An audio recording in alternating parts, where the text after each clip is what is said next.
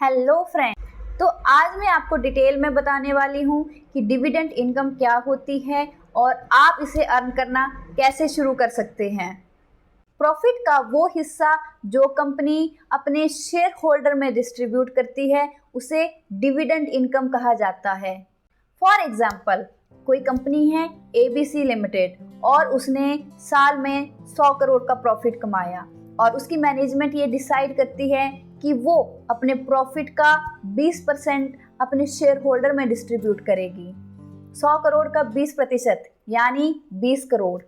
तो जो 20 करोड़ कंपनी अपने शेयर होल्डर में डिस्ट्रीब्यूट करती है उसे डिविडेंड इनकम कहते हैं। और ये इनकम आपकी पैसिव इनकम कहलाई जाती है, क्योंकि इसमें ना तो आप उस कंपनी में जॉब कर रहे हैं, ना ही आप उस कंपनी में कोई काम कर रहे हैं। आपने जस्ट अपना पैसा उस कंपनी में लगाया हुआ है और कंपनी जो भी काम कर रही है, जो भी प्रॉफिट कमा रही है, उसका कुछ % वो आपको डिस्ट्रीब्यूट कर रही है।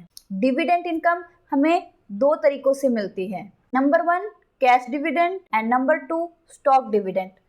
कैश डिविडेंड यानी कंपनी जो डिविडेंड दे रही है वो डायरेक्ट आपके अकाउंट में आ रहा है, और नंबर दूसरा स्टॉक डिविडेंड यानी आपको जितने अमाउंट का डिविडेंड मिलना था उस अमाउंट के कंपनी आपको और शेयर ऐड करके दे रही है।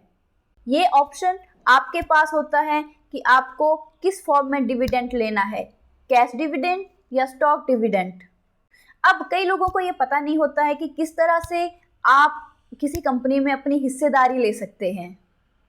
कंपनी में हिस्सेदारी लेने के लिए आपको सबसे पहले एक डीमैट अकाउंट खोलना पड़ेगा, और जो डीमैट अकाउंट आपके स्टॉक ब्रोकर कंपनीज में खोला जाता है, जिस तरह से आपका सेविंग अकाउंट बैंक में खुलता है उसी प्रकार demat account stock broker companies में खुलता है।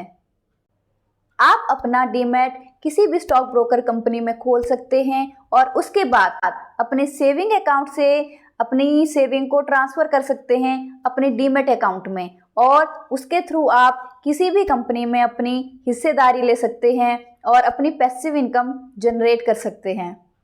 इंडिया में 2 ही कंपनियां हैं जिसके थ्रू आप शेयर खरीद या बेच सकते हैं।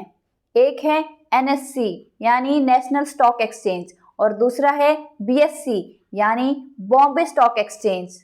इन 2 कंपनियों के थ्रू आप किसी भी कंपनीज के शेयर खरीद या बेच सकते हैं। जिस प्रकार हमारी सब्जी मंडियां होती है जहां सब्जियों की खरीद और बेच होती है, ठीक उसी प्रकार स्टॉक एक्सचेंज में कंपनीज के शेयर खरीदे और बेचे जाते हैं। बहुत ही जल्द मिलते हैं मेरी नेक्स्ट वीडियो में। तब तक के लिए मेरे चैनल को सब्सक्राइब कर दें, वीडियो को लाइक कर दें और अपने फ्रेंड्स के साथ शेयर करें। Thank you.